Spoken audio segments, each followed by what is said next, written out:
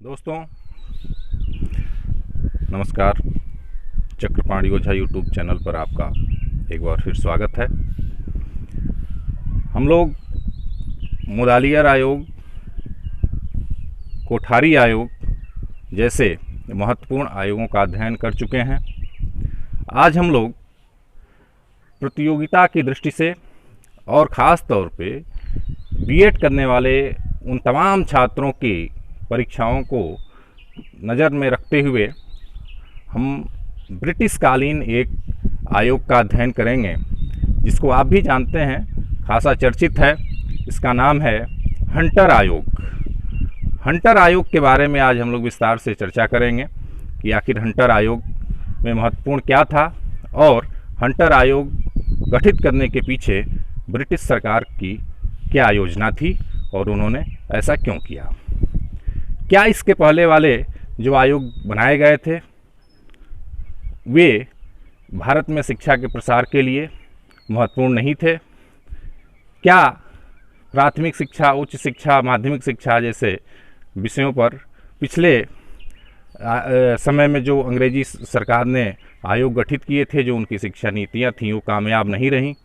इन सारे बिंदुओं पर हम लोग आज हंटर आयोग के इस चैप्टर में आपके समक्ष चर्चा करेंगे। आप इसे लाइक करें, सब्सक्राइब करें और अपने मित्रों, परिचितों को शेयर करें और कमेंट करें, अपना सुझाव दें, ताकि हम लोग आने वाले वीडियो में इसमें ज़रूरी सुधार हम लोग कर पाएँ। मित्रों, जैसा कि आप जानते हैं कि 1880 का समय है और लॉर्ड रिपन को भारत का गवर्नर जनरल मनोनीत किया गया।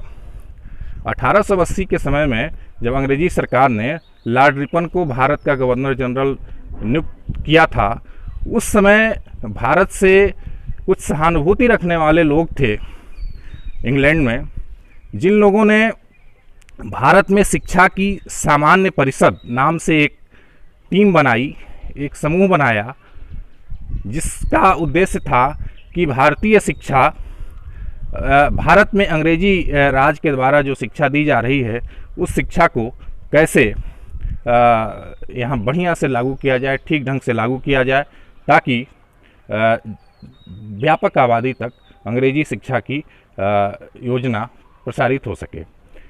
इसके लिए उन्होंने लॉर्ड रिपन से मिलने की योजना बनाई और उन्होंने एक जो संगठन बनाया था, जो परिषद बनाई थी, general council of education in India, उसके माध्यम से जब लॉर्ड रिपन भारत के गवर्नर बनकर आए, तब उन्होंने भारत की जो बिगड़ी हुई शिक्षा व्यवस्था थी, जो कमज़ोर होती शिक्षा व्यवस्था थी, उस शिक्षा व्यवस्था को ठीक करने के लिए उन्होंने उनसे ढेर सारे अनुरोध किए।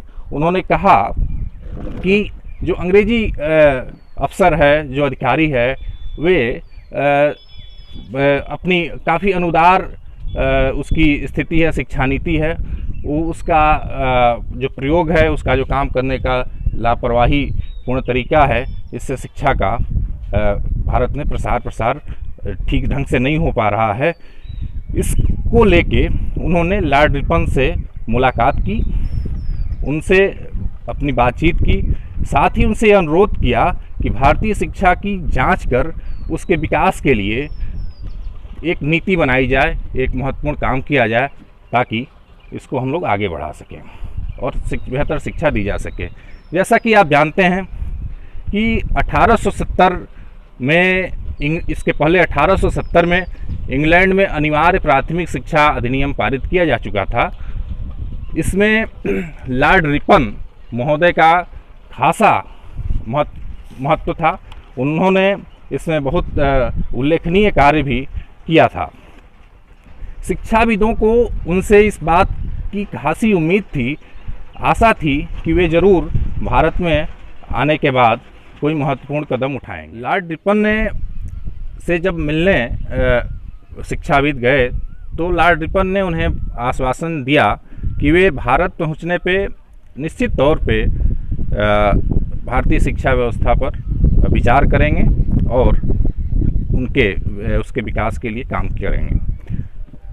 भारत पहुंचने के पश्चात जब लॉर्ड रिपन भारत पहुंचते हैं तब 3 फरवरी 1882 को उन्होंने भारतीय शिक्षा आयोग यानी इंडियन एजुकेशन कमीशन की नियुक्ति की।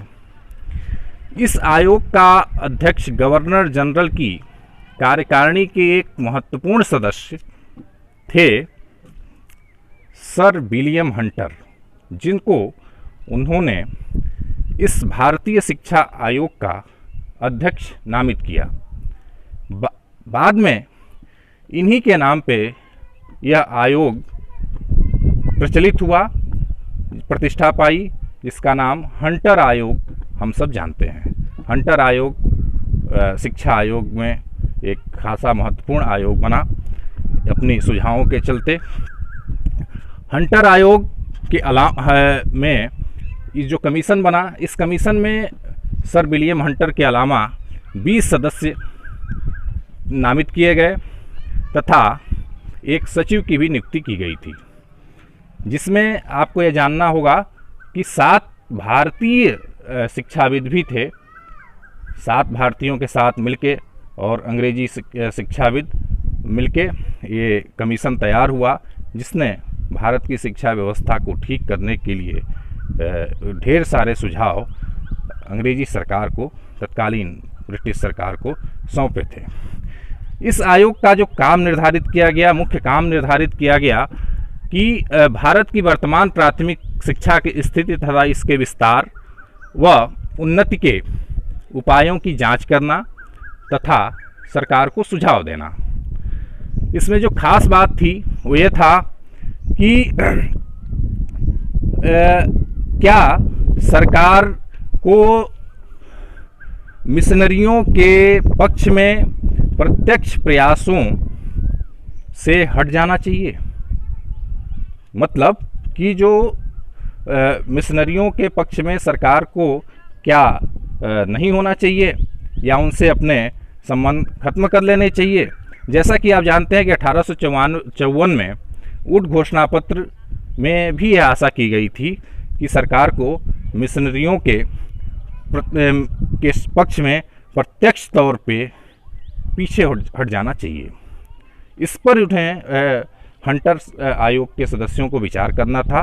दूसरा जो महत्वपूर्ण काम उनको सौंपा गया उसमें यह था कि सरकार की धार्मिक शिक्षा के संबंध में क्या नीति होनी चाहिए, कि सरकार धार्मिक शिक्षा को लेके क्या करे, क्या इसे स्कूलों के अंदर धार्मिक शिक्षा दिया जाना चाहिए या नहीं दिया जाना चाहिए। अगर दिया जाना चाहिए तो उसका फॉर्मेट क्या होगा, उसका रूप क्या होगा, किस रूप में धार्मिक शिक्षा दी जाएगी, इन सारी चीज़ों पर विचार करना था।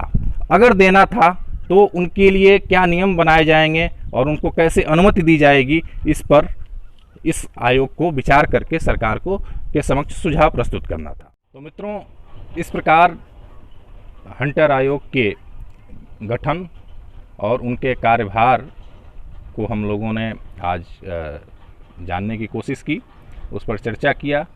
आगे हम लोग हंटर आयोग ने क्या सरकार को सुझाव दिया था और उन सुझावों का भारतीय शिक्षा व्यवस्था पर क्या असर पड़ा, इस पर हम लोग अगले वीडियो में विस्तार से चर्चा करेंगे। आपसे आग्रह है कि आप इस वीडियो को अधिक से अधिक शेयर करें, लाइक करें, कमेंट करें, ताकि हम लोग हंटर आयोग और भी आयोगों पर हम लोग एक विस्तार से अध्ययन कर सकें और जान सकें। आप अगली वीडियो जिसमें हम हंटर आयोग के सुझावों पर विस्तार से चर्चा करेंगे और उनके गुण और दोषों की विवेचना भी करेंगे, इसको आप ज़रूर देखें। धन्यवाद।